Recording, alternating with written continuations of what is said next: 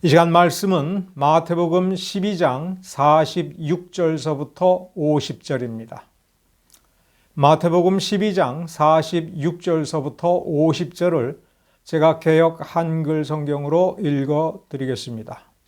예수께서 무리에게 말씀하실 때에 그 모친과 동생들이 예수께 말하려고 밖에 섰더니 한 사람이 예수께 여짜오되 보소서 당신의 모친과 동생들이 당신께 말하려고 밖에 섰나이다 하니 말하던 사람에게 대답하여 가라사대 누가 내 모친이며 내 동생들이냐 하시고 손을 들어 제자들을 가리켜 가라사대 나의 모친과 나의 동생들을 보라. 누구든지 하늘에 계신 내 아버지의 뜻대로 하는 자가 내 형제요 자매요 모친이니라 하시더라. 아멘. 오늘 우리는 마태복음 12장 맨 마지막 부분으로 건너뛰었습니다. 11장과 12장 전체 이 두 개의 장 전체에서 침례자 요한의 질문으로부터 시작해서 바리새인들과 매우 중요한 논쟁을 전개하고 있습니다. 바리새인들과 예수님이 논쟁을 한 것은 크게 세 가지로 기록이 되어 있습니다. 예수님께서 특별한 이적을 행하시고 가르침을 행할 때에 거기에 반대 의견을 가진 바리새인들이 제자들에게 혹 예수님에게 시비를 걸 때에 예수님께서 반박하신 내용이 첫 번째 부류가 있고, 이렇게 마태복음을 기준으로 놓고 보면 마태복음 13장 앞에 바리새인들과 매우 중요한 주제를 놓고 논쟁한 대목이 있고, 심판에 관하여 이 마태복음 거의 끝부분에서 집중적으로 바리새인 문제를 다룬 적이 있습니다. 이 세 가지는 성격이 약간 다릅니다. 그 다른 것이 무엇이 다르냐라고 할 때에 우리는 오늘 본문 마태복음 12장 46절서부터 50절을 잘 들여다보면 왜 이런 말씀을 하시는가일 뿐만 아니라 이제 마태복음 13장에서 천국의 비밀을 알려주고 깨우쳐주고 그 맛을 보고 누릴 수 있도록 해주는 그 비유들을 설파하셨는지를 우리가 좀 더 확실하게 알 수가 있습니다. 본문의 말씀을 보면 매우 예수님께서 뜬금없이 예수님의 모친과 동생들을 퉁명스럽게 혹은 잔인하게 대한 것은 아닌가라는 의심이 들 수가 있습니다. 혹은 정반대로 교회에 와서 이렇게 예배를 드리는 것. 왜냐하면 지금 이 장면은 46절서부터 50절까지의 이 장면은 예수님 앞에 사람들이 모여들어서 예수님의 말을 경청하는 것을 보시고 이들이 진짜 내 모친이며 내 진짜 동생들이다 이런 식으로 말씀하신 이 장면만을 생각을 하고 아하, 교회 와서 예배를 드린다는 것 자체 와서 졸지 않고 목사의 설교를 잘 들으면 그게 하나님의 자녀들이구나 이렇게 생각하는 수가 있습니다.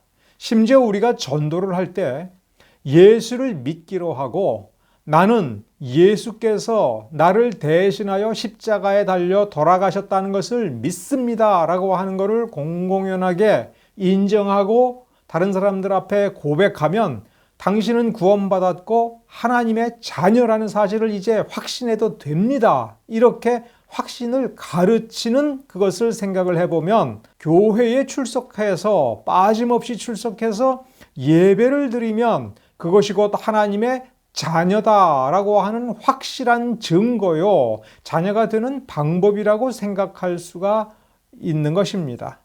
그것은 겉만 보고 속은 모르고 하는 경우일 때가 너무나 많은 것을 기억하시기 바랍니다. 46절서부터를 우리가 좀 살펴볼 필요가 있습니다.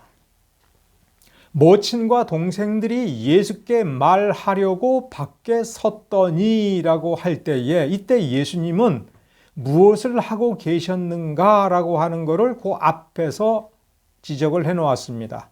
예수께서 무리에게 말씀하실 때에 즉 무리에게 말씀을 가르치실 때에 모친과 동생들이 예수님께서 하나님의 말씀을 전하고 가르칠 때에 예수께 말하려고 밖에 섰다.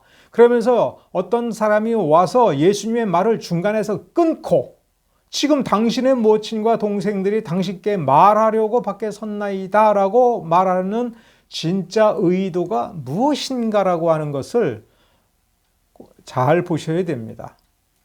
이 12장 이 대목은 마태복음의 서술 분위기를 잘 살펴보면 그 맥락은 마태복음 10장에서 이제 11장으로 넘어가서 이제 본격적으로 한 단계 업그레이드 된 어떤 말씀을 집중적으로 가르치시는 장면이 나옵니다. 이때에 바리새인들과의 매우 본질적으로 중요한 주제를 가지고 논쟁을 벌입니다.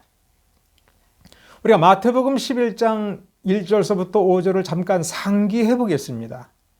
예수께서 12 제자에게 명하기를 마치시고 라는 말로 11장이 시작이 됩니다. 그래서 10장에서 예수님께서 제자들 12 제자에게 명령하는 것이 끝났으니 이제 여기서는 완전히 새로운 장면이 시작되는 것이 아니라 바로 이 말씀을 하시면서 무언가는 이어지고 있다라고 하는 암시를 주고 있는 것입니다.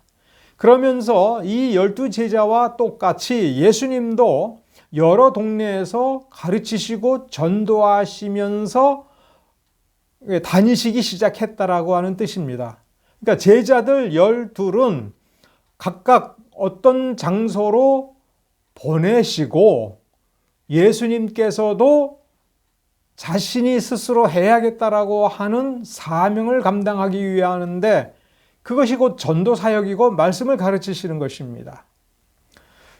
그때에 침례자 요한이 정말 오실 메시아가 당신이 맞습니까? 이런 뜻의 질문을 다른 사람을 시켜서 예수님께 물어봅니다. 당신이 진짜 메시아 맞습니까? 아니면 우리가 다른 분을 기다려야 됩니까? 이렇게 질문하는 까닭은 그 밑에 보면은 이 요한에 대해서 예수님께서 평하신 것이 첫째가 침례자 요한은 사람이 낳은 사람 중에 가장 위대한 사람이다. 그런데 못 깨닫고 있다.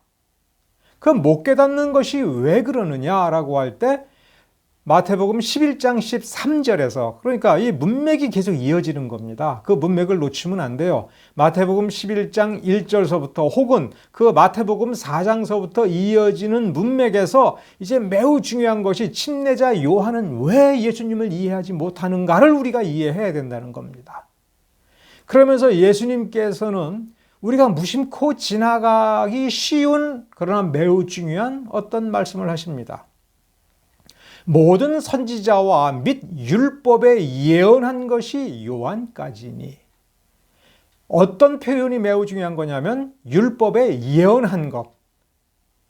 모든 선지자의 말은 경고와 심판에 대한 예언을 주고 있죠. 그런데 율법이 예언입니까? 우리는 율법을 뭐라고 생각을 합니까? 성경은 대개의 경우 99.9% 율법을 뭐라고 가르칩니까? 명령입니다. 지금 우리가 무엇을 해야 될 것인가? 어떻게 믿어야 될 것인가라고 하는데 그게 다 예언이라는 것입니다. 왜 이런 말씀을 하느냐? 예언을 하나님께서 성취하는 거예요. 지금 침례자 요한은 예수님 바로 앞에 있습니다. 예수님보다 불과 6개월 먼저 태어났을 뿐입니다. 그런데 거기까지가 예언이면 그 다음 침례자 요한이 이후에 예수님이 태어나시는 것 거기서부터는 뭐냐면 예언의 성취인 것입니다. 침례자 요한이 이 메시아의 앞길을 평탄하게 하기 위하여 선구자로서 먼저 와서 선포한 것은 회개하라입니다. 그러면 이것은 무슨 뜻이냐면 지금 당대의 유대인들이 믿고 있는 종교는 성경의 종교가 아니라는 겁니다. 참된 말씀의 종교가 아닙니다. 우리가 분명히 이해해야 될 것이 있습니다. 기독교는 유대교에서 나온 게 아닙니다. 기독교는 유대교를 충실하게 따라가기 위한 종교가 아닙니다. 우리의 신앙, 우리의 종교는 하나님의 말씀대로 하는 종교입니다. 성경을 봐야 되는 이유는 그것이 유일하게 이 66권 성경이 유일하게 하나님의 말씀을 기록하여 우리에게 주신 것이기 때문에 그렇습니다. 사람이 손을 들어서 기록하였는지는 몰라도 그 사람을 사용하신 것이 하나님이시고 무엇을 기록해야 될지를 영감으로 주신 것도 우리 하나님이십니다. 하나님께서 자기 속에 있는 것, 하나님께서 계획하신 그 깊은 것을 우리로 하여금 알아보도록 하기 위하여 이렇게 기록된 말씀으로 써서 우리에게 주었습니다. 그래서 우리가 끊임없이 이 성경 말씀을 보면서 이 성경이 가르치는 신앙을 우리가 갖고 이 성경이 요구하는 대로의 신앙 행태를 우리가 그대로 따라가서 신앙의 아름다운 자태를 가지고 하나님께서 원하시는 교회를 이루는 것입니다. 우리 보기에 만족스러운 교회를 만드는 것이 아닙니다. 우리 보기에 자랑할 만한 인생을 사는 것이 우리의 목적이 아닙니다. 하나님 아버지께서 우리에게 원한다, 이렇게 하겠다라고 하신 그 말씀을 우리가 알아듣고 그 말씀대로 신앙생활을 하며 그 말씀대로 교회를 이루어가고 그 교회는 하나님 아버지의 뜻을 이루는 일들을 해 나가는 것입니다. 그것은 계명을 주신 목적이기도 합니다.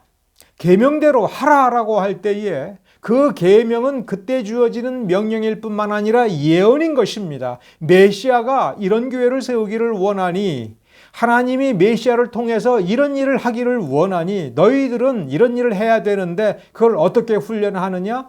이 계명을 잘 읽어보고 하나님을 먼저 사랑하여 이 계명을 하다가 보면 하나님을 아버지로서 알게 되고 하나님의 깊은 그 속마음을 알게 될 것이다. 아는 만큼만 한번 해봐라. 이런 식으로 우리에게 주신 말씀이다 라고 하는 것입니다.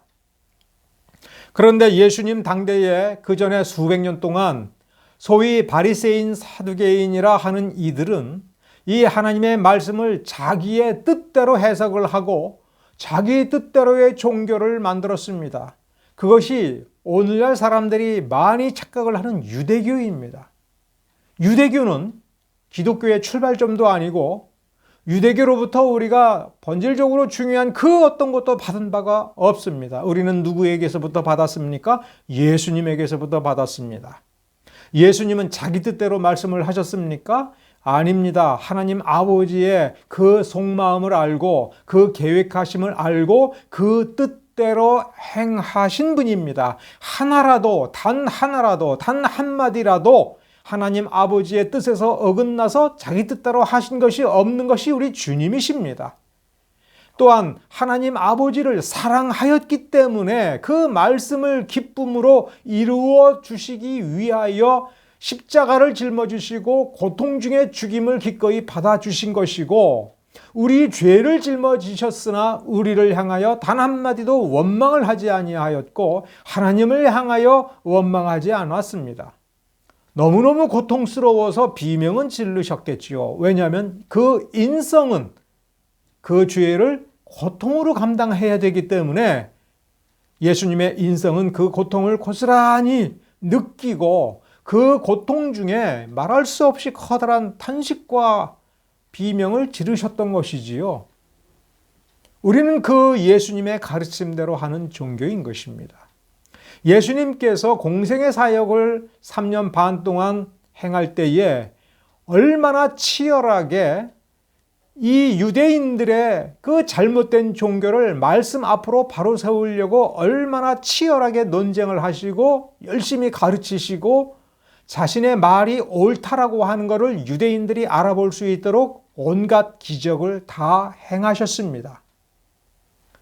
침례 요한은 그 예수님이 행하시는 것을 보고도 사람으로 난 자 중에 가장 위대한 자임에도 불구하고 그게 정말 메시아가 하는 일인지를 확신하지 못했습니다.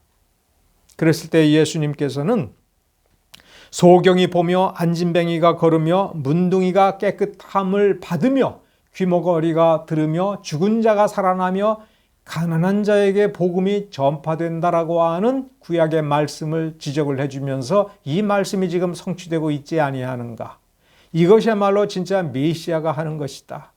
자, 여기 복음이 전파되었으니 복음을 듣는 자들은 무엇을 회복을 합니까? 참된 하나님의 마음을 회복을 하고 하나님의 참된 자녀로서의 구실을 회복을 하며 이들이 각자 있는 처소에서 신령과 진정으로 예배드리는 일이 시작이 되므로 참된 교회가 시작이 된 것입니다. 요한복음 4장 23절 24절 중에 사람들은 하나님은 영이시니 예배하는 자가 신령과 진정으로 예배할지니라 라고 하는 이 말씀, 이 말씀의 이 문장의 맨 끝이 예배할지니라, 예배할지라 이런 식으로 된 것을 현대역으로 고치면 예배드려라 이런 명령이다라고 생각을 하고, 신령과 진정이 무슨 뜻이냐, 영과 진리냐 뭐냐라고 논의하면서 이걸 어떻게 구하느냐 이런 고민을 하고 논쟁을 합니다. 그런데 요한복음 4장 23절이 훨씬 더 중요합니다. 뭐로 그 구절이 시작합니까? 아버지께 참으로 예배하는 자들. 여기서 참으로 예배하는 것이 뭐냐라고 또 고민을 하면 답이 안 나옵니다. 왜냐하면 이 참은 사람들이 이루어내는 참이 아닙니다. 그 비밀이 아버지라는 단어에 있습니다. 하나님이 내 아버지인 줄을 알고 하나님과 내가, 하나님은 아버지요 나는 그의 자녀라고 하는 관계를 충분히 회복을 하면 그 자체가 곧 참인 것입니다. 하나님이 주시는 은혜와 진리가 아니고서는, 성령의 역사하심이 아니고서는 그 하나님이 내 아버지요, 하나님이라는 사실보다도 더 중요한 것은 내 아버지라고 하는 것을 가슴 깊이 깨닫고 하나님께 나아가 진정으로 진심으로 온 힘을 다하여 예배드리며 예배드리는 삶을 살겠다는 마음을 왜 아니 갖겠습니까? 하나님을 아버지다라고 깨닫는 것은 누구의 역사입니까? 전적으로 하나님 아버지의 역사입니다.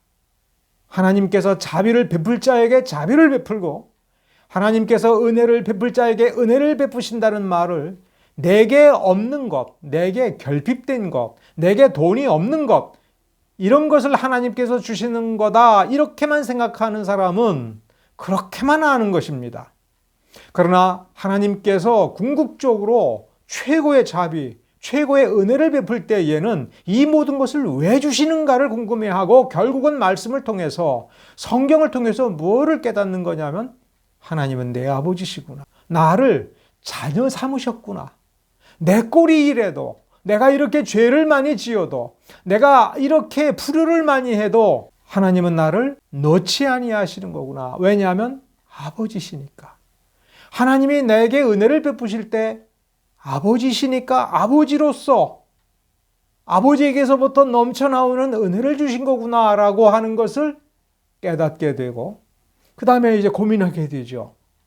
내가 이 사랑을 이렇게 받았으니 내가 내 아버지께 어떻게 해야 아버지가 기뻐하실까를 고민하기 시작하는 것이지요. 그러면서 이제 율법의 아주 깊은 것을 새롭게 깨닫고 그 율법이 요구하는 것을 향하여 나가게 되는 거죠. 율법의 행위를 하나하나 이루는 것이 아니라 그 행위를 왜 요구하셨는가에 그 아버지의 속마음을 알게 된다는 것이고, 내가 지금 가다가 엎어지더라도, 가다가 넘어지더라도, 가다가 실족을 하더라도, 가다가 실패를 하더라도 내 아버지의 마음을 알기에, 아버지의 마음을 바라보면서 아버지의 마음을 이루기 위하여 다시 일어서는 것이 자식의 모습이라는 것입니다. 그 아버지됨을 깨달을 때에 바리새인들이 뭘 잘못 가르쳤는지를 알 수 있는 겁니다. 바리새인들은 이 율법의 이 조항은 이렇게 우리에게 명령하는 거고, 이런 식으로 해야 잘 지키는 거고, 너처럼 하면 못 지키는 거야. 너 때문에 우리 민족이 이렇게 노예가 되고 해방되지 못하며 하나님의 은혜를 누리지 못하는 거야. 내가 잘못했어. 내가 죄인이야. 그 죄인된 자리에서 벗어나기 위해서는 내가 시키는 대로 해. 뭐를 가르친 겁니까? 행위를 가르친 겁니다. 행위 구원이다라고 우리가 좀 과장돼서 표현하는데, 행위 구원이 아니라 삶 전체에서 하나님의 계명을 명령으로만, 그 명령을 실천하지 아니하면 우리가 너희를 죽여도 된다라고 하는 잔인한 마음으로 명령을 강요했던 것입니다. 그래도 되는 사회가 어딥니까? 그건 군대입니다. 전쟁을 목전에 두고 전쟁을 벌이고 있을 때에 상관이 부하에게 이 전쟁에서 이기기 위해서는 너는 내 명령대로 하라. 내 명령을 한치라도 어긴다면 나는 이 자리에서 너를 즉결 처분하겠다. 이런 살벌한 분위기, 이 전쟁터의 분위기, 이 군대의 분위기, 이것이 바리새인들의 종교, 그 종교의 특성인 것입니다. 그러니까 11장, 12장에서 유대인들, 특히 바리새인들과 예수님께서 논쟁을 벌인 것은 너희들의 종교는 거짓되다. 참된 종교를 세우는 것은 이런 것이다라고 하면서 유대인의 종교의 핵심적인 어떤 것을 가지고 계속해서 논쟁을 했던 것입니다. 자, 그러면 이제 오늘 본문에 예수께서 말씀을 가르치신다라고 하는 건 뭐냐면 단순하게 설교를 한다. 율법의 어떤 조항, 구약 성경의 어떤 부분을 설명한다가 아니라 지금 예수님께서는 목숨을 걸고 이루시고자 하는 것, 목숨을 버려서까지 이루시고자 하는 참된 교회, 참된 구원, 성도다움이라는 것이 무엇인가라고 하는 것을 지금 치열하게 가르치면서 그 교회의 말씀의 기초를 놓고 있는 것입니다. 유대인들, 특히 바리새인들이 그게 싫지요. 그래서 예수님을 찾아가서 말씀을 가르칠 때마다 시비하고 문제를 제기하고 회방을 놓다가 이제 그것도 안 되니까 예수님이 미쳤다라고 하는 그런 주장을 하기도 하고, 그래도 안 되니까 예수님의 모친, 예수님의 형제들을 찾아가서 그들을 윽박지르면서 그들을 설득하였기에 이 예수님의 모친과 형제들이 와서 그렇게 가르치는 것 중단하라는 뜻으로 지금 쫓아온 겁니다. 데리러 온 겁니다. 그런 거 하지 마. 그런 거 가르치지 마. 바리새인들이 반대를 해. 바리새인들이 원하지 않는 거야. 바리새인들의 말을 들어보면 너는 미쳤어. 어떻게 하나님의 아들이라고 하고 메시아라고 하면서 유대인들과 다르게 가르치느냐. 앞으로의 계획이 아니라 지금 한참 하고 있는데, 지금 예수님의 공생의 사역이 본격적인 궤도에 올라가서 12 사도에게 병 고치는 능력, 죽은 자를 살리는 능력을 주어서 파송하고, 예수님께서도 가는 곳곳마다 수많은 이적을 행하면서 이제 말씀을 바르게 가르치면서 바리새인 종교의 중요한 대들보들을 하나하나 깨뜨리고 기둥들을 부서뜨려 버리면서 새로운 교회를 세워나가고 있는데 그거 하지 마. 바리새인들의 심부름을 하러 온 것입니다.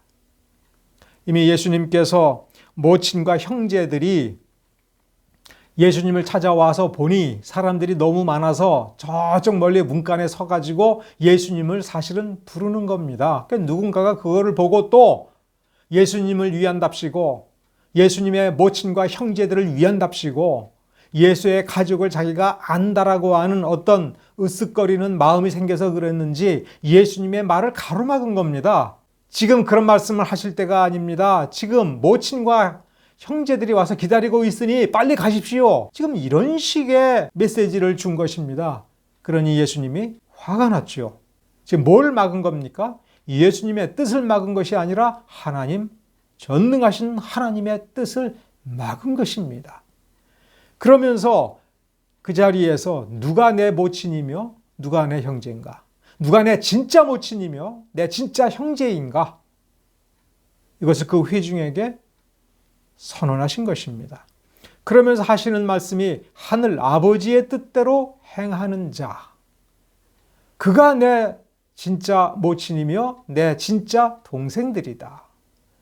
이런 뜻으로 말씀하셨습니다. 이 말씀을 다시 한번 새겨보겠습니다. 이 말씀은 요한복음 4장 23절, 24절 말씀과 일맥상통하는 말씀입니다. 같이 나란히 놓고 묵상하고 또 연구하기를 아주 오랫동안 해도 우리가 배울 것이 여전히 많이 남아있는 말씀임을 여러분 깨달으시기 바랍니다. 이 맥락에서 하늘아버지의 뜻대로 행하는 자라고 하는 것은 먼저 무슨 뜻이 아니냐 하면 혈통에 따라 되는 것이 아니다. 유대인, 다시 말하면 무엇보다도 아브라함의 자손이 진짜 아브라함의 자손이 아니다라는 얘기입니다. 유대인의 혈통을 순수하게 받아서 태어난 사람이며 바리새인 중에 바리새인이나 할지라도 그가 참 하나님의 자녀가 아니라는 겁니다. 바리새인들이 요구하는 대로, 바리새인들이 가르치는 대로 율법을 완벽하게 행한다고 해서 하나님의 자녀가 되는 것이 아닌 겁니다. 하나님의 자녀라고 하는 것은 행함으로, 선행으로 율법을 준행하는 그것으로 증명할 수도 없는 것입니다. 왜냐하면 아버지, 하나님을 먼저 아버지, 하늘에 계신 내 아버지라고 하는 관계가 형성이 되어야 됩니다. 그러면 세상에 있는 어떤 누가 자신의 인력으로, 자신의 깨달음으로 자기 자신을 하나님의 자녀로 만들 수 있겠습니까? 어떤 그런 혈통이 있습니까? 어떤 그런 지혜가 세상에 있습니까? 어떤 율법 행하는 자가 그렇게 될 수가 있습니까? 율법을 행하는 자가 아무리 위대해도 그 율법을 시내산 꼭대기에 그 화염 속에서 받아가지고 내려온 모세보다도 위대하겠습니까? 여호수아 갈렙보다도 믿음이 훨씬 더 훌륭하다라고 주장할 수가 있겠습니까? 그들조차도 모세도 여호수아도 갈렙도 그 자신의 행함, 그 자신의 깨달음으로 자기 자신이나 다른 사람을 하나님의 자녀로 만들 수 없습니다. 하나님 아버지가 되어주시는 것은 하나님만이 하실 수 있는 일입니다. 하나님이 내게 아버지가 되어주시고 아버지가 되어주셨으니 하나님께서 너는 이제부터 내 자녀야, 너에게 내 자녀의 권세를 주겠어라고 해야만 하나님이 아버지가 되는 것입니다. 사실 하나님은 아버지가 되시는 것이 아니라 하나님은 영원 불변하신 분이시지요. 영원 전부터 내 아버지이기 때문에 내 아버지이신 겁니다. 여기서 중요한 것은 하늘 아버지가 계시다라는 사실이 중요한 것이 아니라 그 뜻을 아는 겁니다. 땅을 걸어 다니는 인간이 날개도 없어서 하늘을 조금도 날 수도 없는 무능한 인간이 저 하늘 위 보좌에 계시는 하나님께로 달려가서 그 아버지와 어떻게 대화를 나누며 그 속을 어떻게 알아내겠습니까? 하늘 아버지의 뜻대로 라고 하는 그 말은 인간으로서는 불가능하다는 뜻입니다.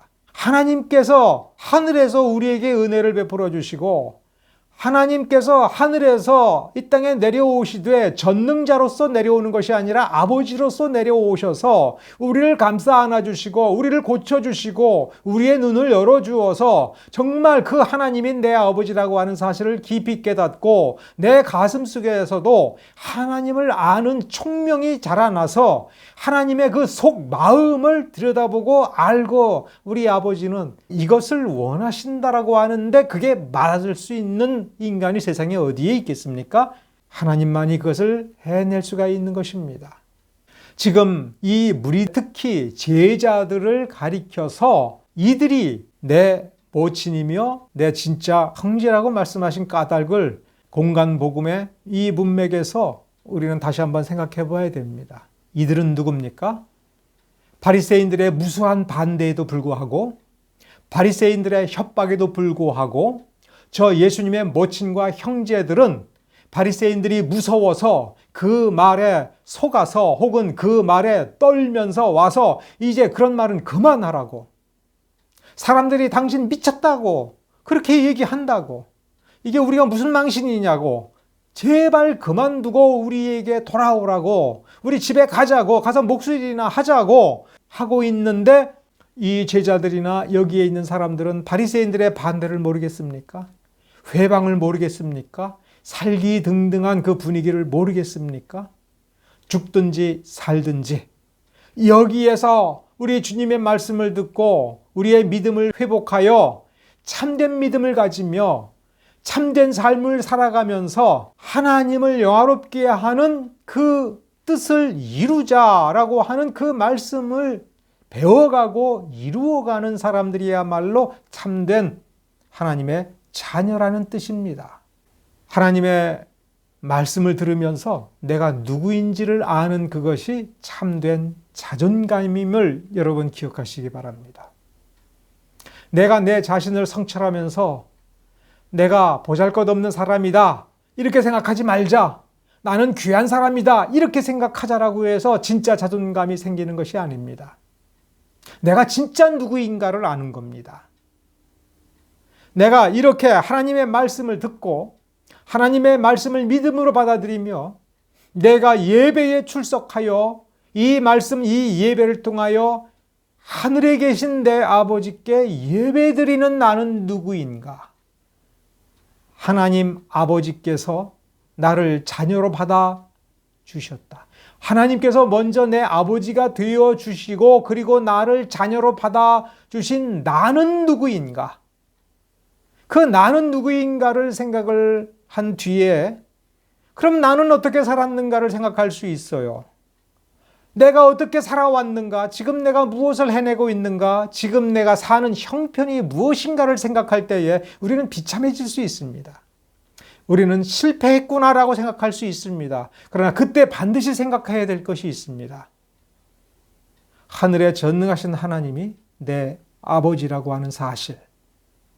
이것이 무엇을 의미하냐면 나를 평가할 진정한 자격을 가진 그런 인격자는, 그런 존재는 세상에 존재하지 않는다라는 사실입니다. 어떤 피조물도 나를 평가할 수 없습니다. 왜냐하면 그건 피조물이기 때문에 그렇습니다.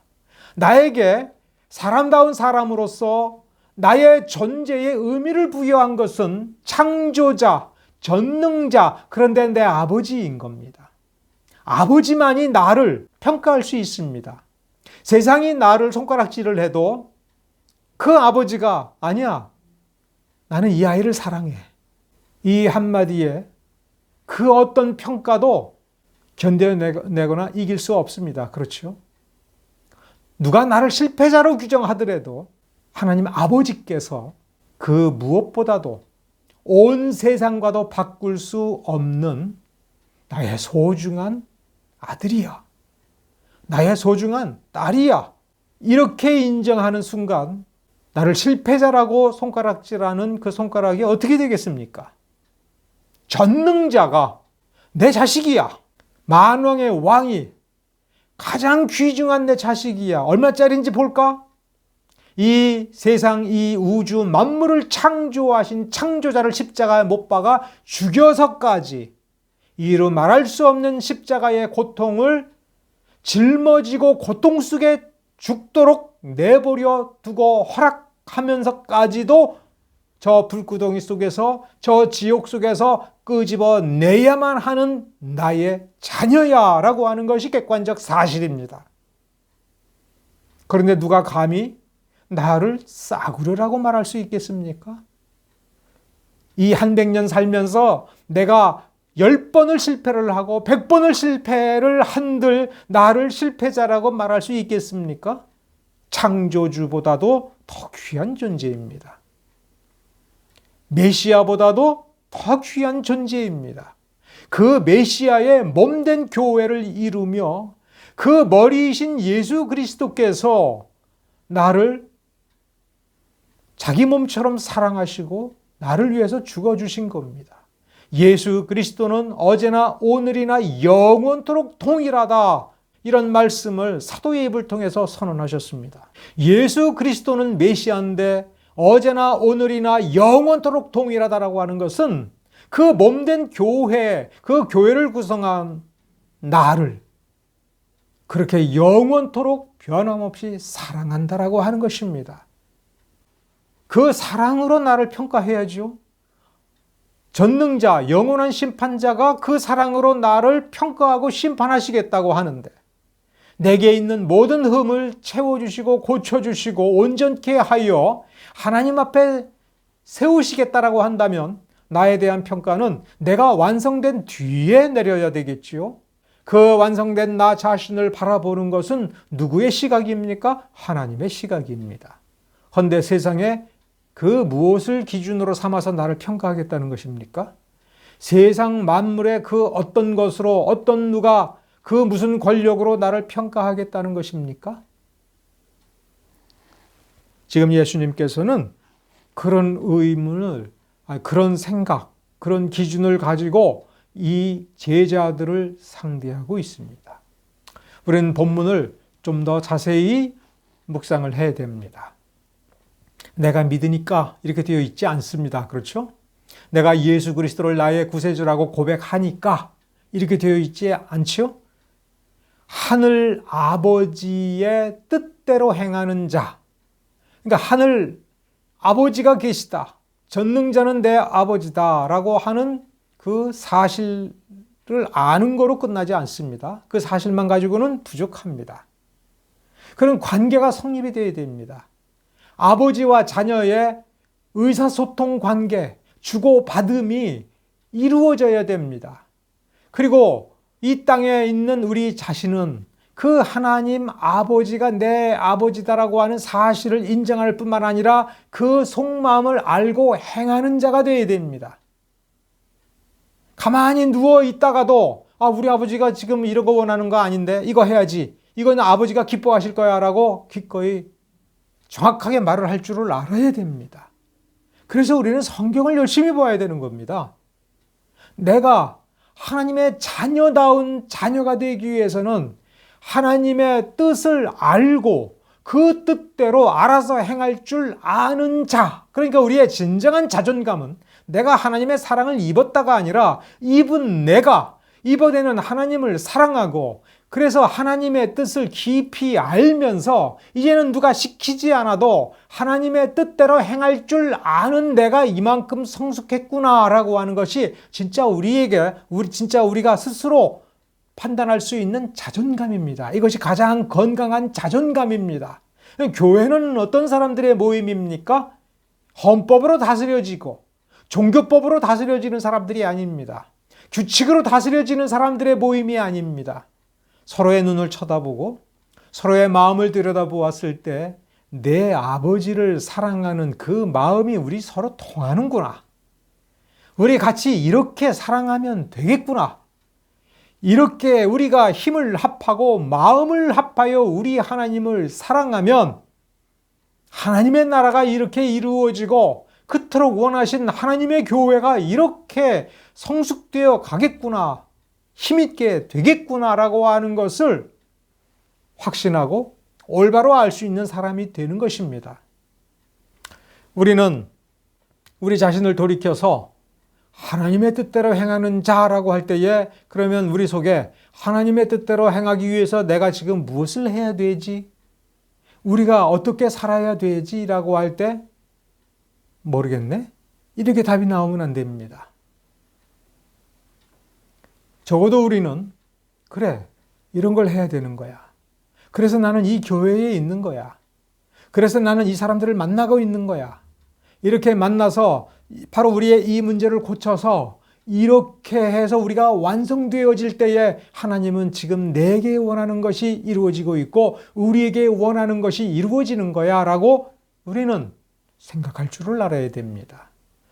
바로 그런 사람이 진짜 예수의 동생들이며 하나님의 자녀들임을 여러분 기억하시기 바랍니다. 기도하겠습니다.